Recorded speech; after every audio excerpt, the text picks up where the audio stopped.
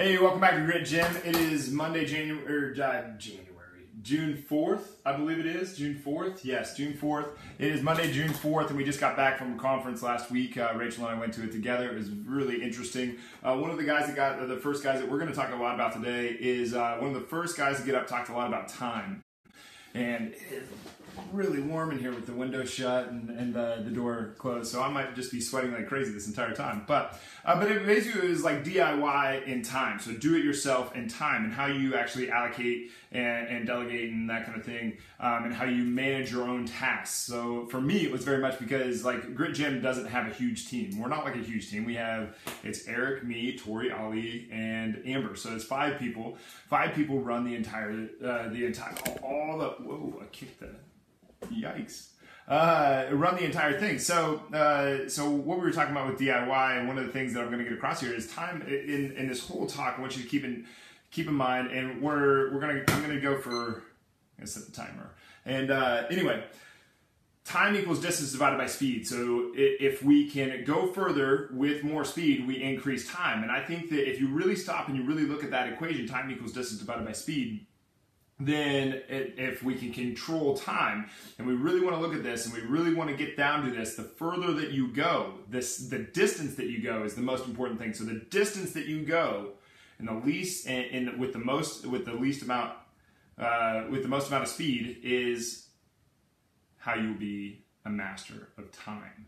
So if you could be a master of time, you can get a lot of stuff done, right? Well, with DIY, one of the things that he was talking about is that hiring doesn't, and he was talking about his own experiences, and it just brought up, so the thing in my mind right now that I'm going through is that I'm trying to get across to everybody on the show through this one, is hiring someone does not cost you money.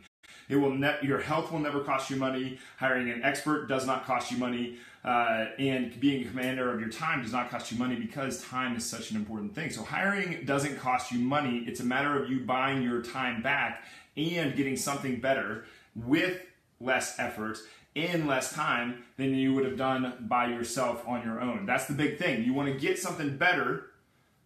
You hire an expert so that you get something better in less time with less effort, and you have the more time to yourself to do all the other things. So you hire an expert to get your time back, and you get something better for it with less effort and with in less time. And the thing that really, like, I can say that and it doesn't really make any sense, right? It just goes through your head. It's like, okay, Adam, nice thought, whatever. But for instance, about 5 years ago, we were going to redo our kitchen. When we moved into this house, the kitchen was like, the countertops were this pine green, this really ugly pine green. The floor was like this cream kind of color with little green, like random specks in it. And it was really ugly, and it had this, the cabinets, everything was just ugly. The walls, part of the wall was like this really peach yellow color, and the floors, it would look like plastic. It just was a really ugly house, right?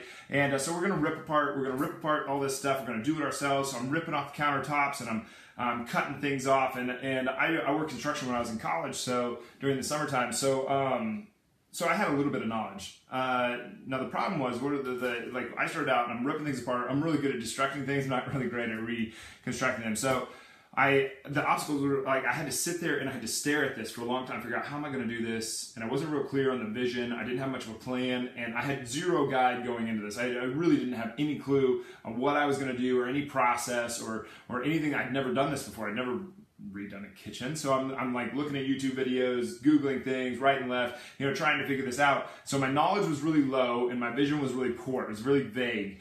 And in the process, I wasted a ton of material. I ruined a lot of stuff. I didn't really know what I was doing, right? And nothing really, the problem was that nothing really turned out exactly how I wanted it to turn out. And I noticed every single flaw in it, and it drove me nuts.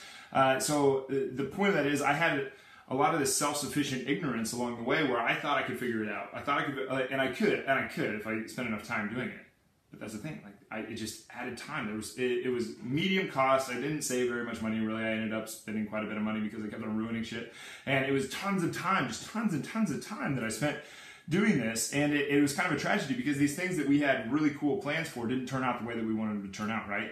So then we get on to hiring an amateur. So I go to hire somebody, and it's an amateur hiring someone that's also an amateur. Like when you're an amateur hiring, when you've not hired a lot of people, you don't know how to do it, so you end up screwing up and not hiring very good people. I just realized I didn't mic up today. That's a bummer. I'll turn the volume up.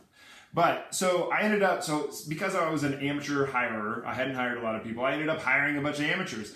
And now the obstacles there were, I'd never hired anyone before, and I had no way to know if they were good or not, right? It just kind of sucked. And so now you have naive, so I was like a naive ignorance. It's just a different type of ignorance. So you had a naive ignorance because I thought like, oh, like these people we'll just hire them. Surely they know what they do. Like everybody's really good at what they do, right? Like people put their heart and soul into what they do. Found out really quick that was not the case, that they did not, because they didn't have a vision either. Like I tried to give them my vision, it was vague, it didn't come through to them. Maz, what's going on, man? It didn't come through to them, and so I hired these amateurs. They didn't know what they were doing. They had low knowledge. They were poor guides to anything when I'd ask them questions, trying to help them out. And I didn't know that they didn't know. So they were ignorant to what they were trying to do, and I was ignorant to hiring people, and I was naive about it all. And the tragedy is that nothing turned out the way that we wanted it to. It took a little bit less time to get to that point of things not turning out the way that we wanted them to, and it cost lots of money. These people screwed up just as much stuff, they ruined just as much stuff, they wasted just as much or more material, and when you don't have to spend it, when it's somebody else spending your money, man, they'll really throw it down. They'll really throw it down hard. This is, we've had this with employees before that got a hold of a checkbook, and they're like, oh, I just went, and it's like, why did you buy that? Like, that's like the most expensive thing you could buy. And it's like, well, it was there, and anyway. So when it's not your money, people will spend it just outrageously. So we had to learn to hire better. We had to learn to do things better, right? Because it costs a lot of money. It took medium time, whereas before when I was doing it by myself, it took a ton of time, cost a medium amount of money. So we had to hire better. So getting better at hiring people for this job to get the kitchen done, to get the house the way that we wanted it to. We asked for proof. We looked at their work that they had done before. You know, they had like social proof on the internet. We listened to them talk a little bit, and we looked through a few people. We talked to a few people on the phone, and we asked around about them to figure out if they were any good or not, right? So we got a little bit better at hiring. So we hired someone good, and when we hired someone good, I could communicate with them, and they could develop a vision. And when they developed a vision, then they could go and do that thing. And then they knew how to do it. And then it was just done in a few hours. So it was very low amounts of time, a little bit more money, like per hour, but the time was so much smaller that it actually was less money than hiring the amateur. And it was much less money than me doing it myself.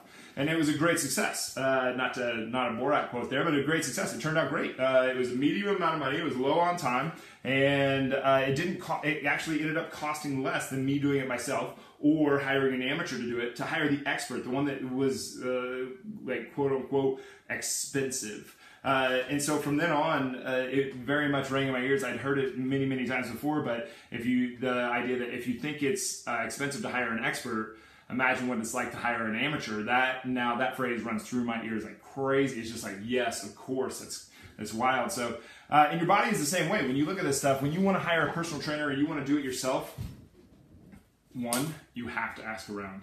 You have to talk to this person. You have to grow this person. This is your health. It is the most important resource that you possibly have. Remember, before when I said that health will never cost, or that spending money on your health will never cost you money, it won't, because it pays you back. When you are in better health, you can push out into the world and go make yourself more money, for one. You can spend your time and in better ways. You can have more energy and focus in the things that you do go for. Being around people that are extremely efficient makes you more efficient. And like, health is this crazy thing. You get around people that are healthy, and all of a sudden your mind starts working different, your body starts working different, and that's just being around them. Think of doing the things that actually get you to revolve around what health actually encompasses in your life. You cannot enjoy your money, your time, or your relationships without health. It will never cost you a dime. It will make you able to go out and make more money. It will make you better with the time that you do have. It'll make that time more enjoyable. It'll make you better in the relationships that you do have. It improves everything. So health will never cost you money. And if this thing is the most important thing in the world, then you want to get a coach. You do not want to sit there and try to do this on your own.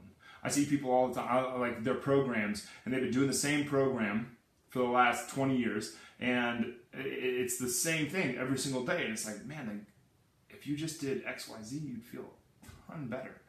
If you just did a couple of these core exercises and a few of these things instead of those things, you'd feel a ton better. You'd have more longevity. Like when I say longevity, I'm not talking about quantity of life. I'm talking about quality of life. I see no point in having a longer life if it sucks. What would be like there? It would just suck, right? So quality of life should replace everything in your mind about how long you can live and put it into how well you can live. And health comes into that. I want, like me in my life, I want to be strong to the bitter end and drop dead. I want to be able to jump up out of a chair, run around, I don't know, maybe throw a grandkid up in the air or something like that. Who knows? I don't know. That was a little weird. But I want to do something like that, like be able to do, and then just drop dead. Just in the middle of the night, bang, I'm done. But I could walk and I could do everything up until that point. And I think the difference, there's kind of a hierarchy to the whole amateur personal trainer. And I definitely think a personal trainer is an amateur. A strength coach is more towards the level of expert. Anybody that, it's a dubious title to be a personal trainer because you're a joke. But an amateur is like the people at Orange Theory, or like CrossFit's probably just a little bit higher than that. They're like the hacks. So I think of them that amateurs, the hacks, the novice, the people that are working on becoming the expert, and then the experts. And the experts are the people who realize how much they don't know. Like at this point, man, like the more I learn, the more I realize I have no clue what is actually going on. And I think you would be amazed at how much we don't know, that doctors don't know, that nutritionists don't know, that we don't know about nutrition, that we don't know about the body. The body is this extremely intricate thing. We know some stuff, but it's still pretty speculative. And for the most part, we can kind of figure out like a correlation between, like, if we do this, we tend to get this. If we do this, we tend to get this. And some of the stuff we know a little bit more than others, like the stuff in the strength world, we know quite a bit about, and some of it is more simple than others. But the expert is the one that is very much willing to be like, I don't know, but let's try to find out, and then let's make a plan for how we want to get to where we want to go. And then once we're there, then we'll figure out, did we win, or did we succeed, or did we have a success or a tragedy, and then we'll figure that out from there. But an expert has been to countless seminars, has read countless books, and probably has one certification. The idea that, like, one of the number one signs that I see with people that I talk to that are strength coaches or personal trainers, when they have a bunch of certifications, it's been proven wrong to me before. Like, I'm not saying this is foolproof, but a bunch of certifications usually means they're very much a novice. Usually it means they haven't learned anything. People that are working on it usually have 1 or 2 certifications. They've usually read around 10 books, and they've usually been around to 10 seminars, which is decent. That means that they probably started doing this about like 5 to 10 years ago, probably closer to 5. A novice is a person with no certifications, no seminar. Maybe they've glanced through 1 book. A hack is no certification, no book, no seminar. And a amateur is like the Orange Theory people, the people that are like, I really like this stuff, but I've never actually studied it, never actually used it, have no experience in it, and don't care to analyze or to try to get better at it. That's your amateur. And you get yourself hurt with an amateur. People that can't think through things. Hacks, the most dangerous person on that list is the novice, the hack, and the amateur.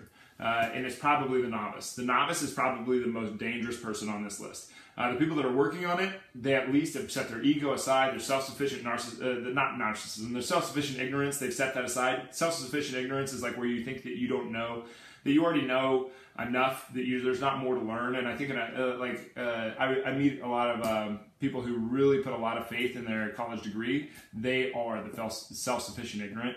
And it's really sad. There's just so much to learn about the body. It's insane. This thing is such an intricate deal. We know some things about it, but even then, I can't tell you how many times that I've said, I know this for absolute sure, and then oh, like I know that everybody needs ankle mobility, and then 2 weeks later somebody walks in with a really that has a super loose ankle that has tons of dorsiflexion, and it's like, well, that person doesn't need more dorsiflexion.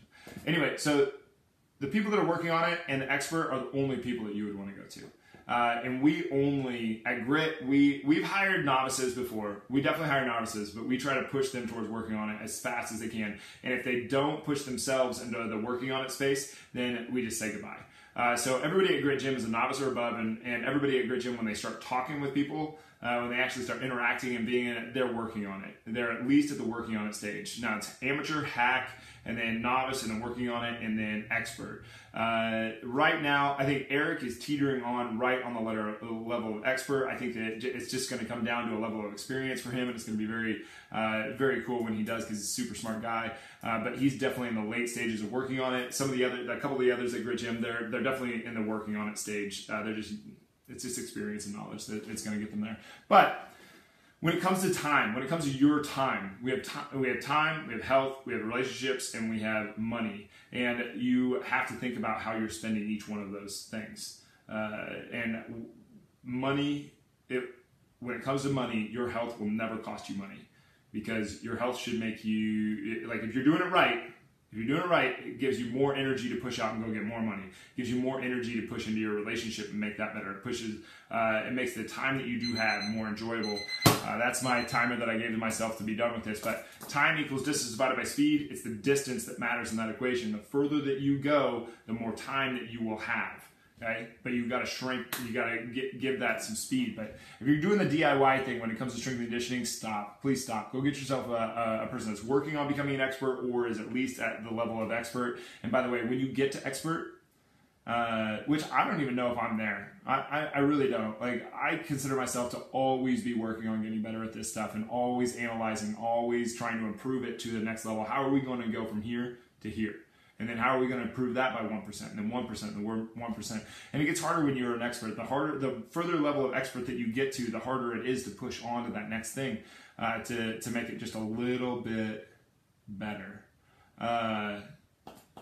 So I don't even know if I'm to the level of expert, and that says a lot compared to the people who are like, I'm a nutrition expert because I read one book on nutrition.